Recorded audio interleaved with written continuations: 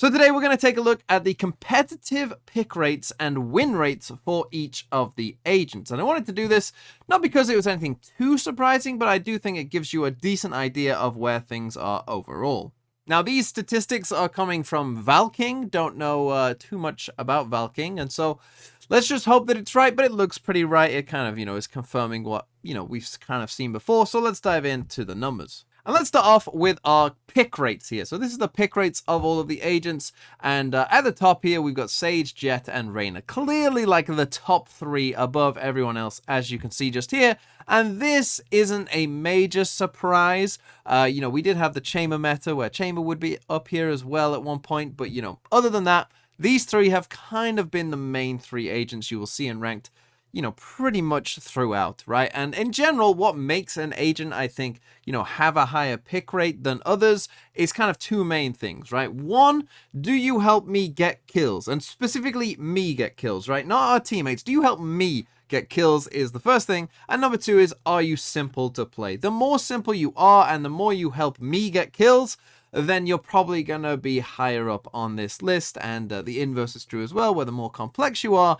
and, the more sort of team-based you are, I think the lower down on the list you probably are going to be. And so Sage, Jett, and Reyna obviously fit this pretty well as agents that, to a certain extent can all help you get kills. And obviously, I don't think are the most complex to play. Jett obviously does have like some complexity in terms of playing her, at a really high level. But for the most part, they aren't the most crazy things going on, particularly with Sage and Reyna. From there, we come to kind of the next batch of 4 agents. And it is quite interesting how there seems to be like different tiers. Like, we've got the top 3. Then you've got this next group of 4 from Omen, Raze, Brimstone, and Killjoy. And again, with similar sort of vibes here going on, right? We've got Omen, who of the controllers is, gonna probably be the one to help you get kills. You got Brimstone, who's, the most basic of the controllers. You got Raze, obviously, who's another duelist. And you got Killjoy, and yeah, we are kind of in a bit of a Killjoy meta. I think Killjoy, I wouldn't put her at the end of like being simple, but perhaps is a bit more simple than say something like Cypher. So again, not a huge surprise here that, we're kind of adding in the controllers and the Sentinel now as well to our group here. And again, these are following similar sort of trends of, being kind of, either fun to play, helping us get kills, or being pretty simple. Then the next group here kind of goes down a long list, and I call this kind of the next group of like agents that, if you like them and you main them, then, they're in this. From kind of like a 6% to about a 9% pick rate from Sova, Cypher, Breach, Viper, Phoenix, KO, Fade, Chamber, and Sky. Now, there are a couple interesting ones in here. I was kind of interested to see that Chamber was actually this high. I was kind of surprised that, this kind of deep in after the Chamber nerfs, the Chamber still has a 6% pick rate. I actually did expect, it would be a bit lower, with a lot of people who used to play a lot of Chamber, maybe just, going on over to Jett. I thought that might be the case, but it seems like Chamber still has, a fairly decent pick rate here overall, and it's not actually too far behind some of the other agents. I was actually also surprised to see Cypher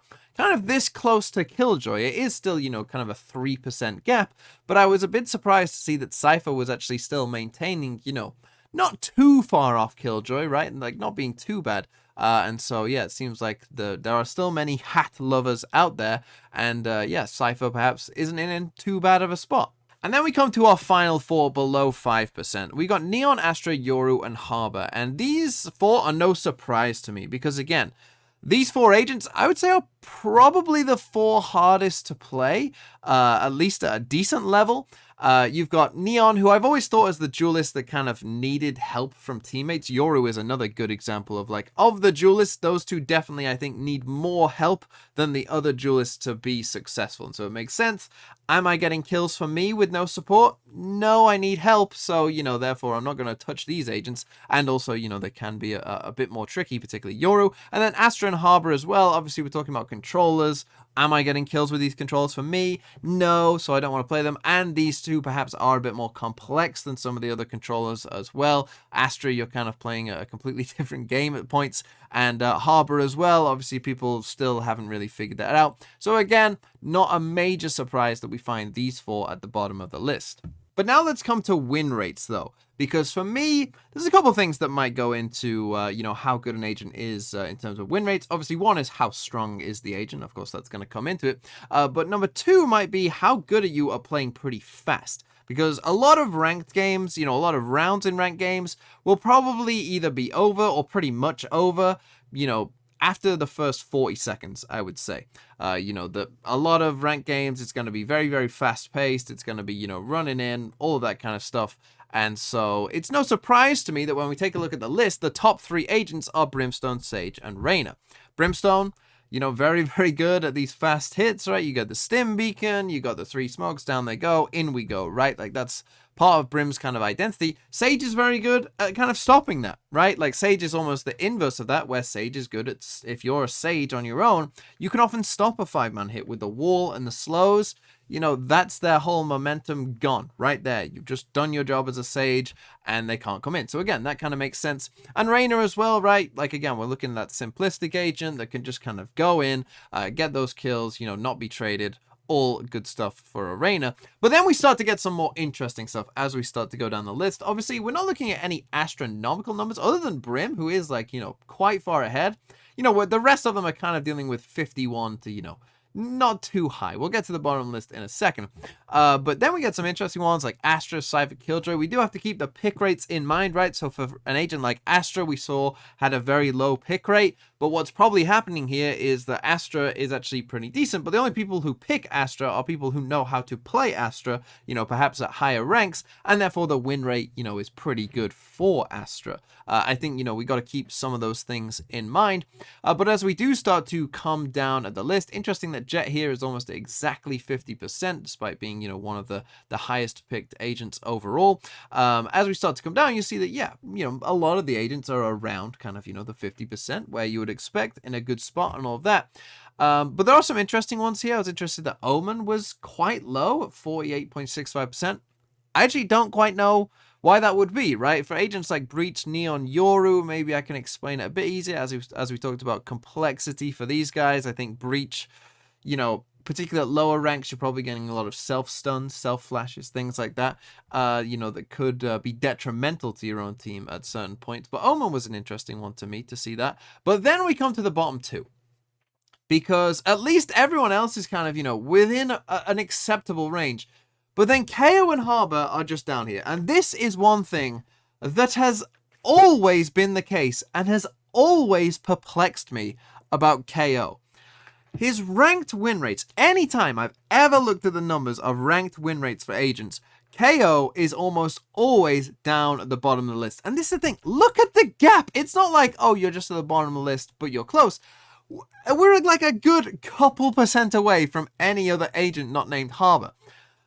I don't understand this, right? Like, I get that, okay, suppressing at lower ranks isn't as important as it is in higher ranks because people don't know how to use the utility anyway. So, you might even be helping people in certain points when you suppress them. I get that, at lower ranks. And I get that KO, the flash, yeah, maybe you can self-flash with the team and whatnot. But even when his old right-click flashes were good, when, they were pretty simple to use back in the day, the old right-click flash, which was very strong and, wasn't that difficult to use. KO still had a really low win rate. So I have no idea what's going on because obviously in pro play and stuff like that, high levels, everyone understands that KO is a very strong agent. KO is very good. And even though, like, I don't think he's the most complex agent to play. Okay, maybe to play him well, you need, like, a couple lineups or whatnot. But I really don't get it. I just don't get how he can be this low. Like, okay, if he was in this group with, the ones above him slightly, like a 48%, maybe I could accept that. But down here, below 46%, what is going on? Do people who get boosted just like, get boosted once they, have kind of stopped that process, they then just decide to main KO? I don't know what is going on. And I'd love to hear people's explanations down in the comments as well for how KO is not just down here, but this far down. And then last we have Harbor. And unlike KO, this one isn't as big of a surprise. I mean, the gap is still pretty monumental. I think, as we start to see, pro play pick up Harbor on some maps, maybe that will kind of slowly filter its way down in terms of, hey, this is how you should play Harbor on Icebox, right? You need to be doing like this cascade. You need to be doing this high tide. You need to be doing this, this, and this. I think that, maybe slowly will filter its way down as Harbor is starting to get picked more in pro play. We might start to see that, kind of the ideas of how to use Harbor, will start to come and will start to, filter down the ranks, and people will actually have a decent idea on how to play this agent, which, hopefully will increase the win rate of Harbor. So that one's not too bad.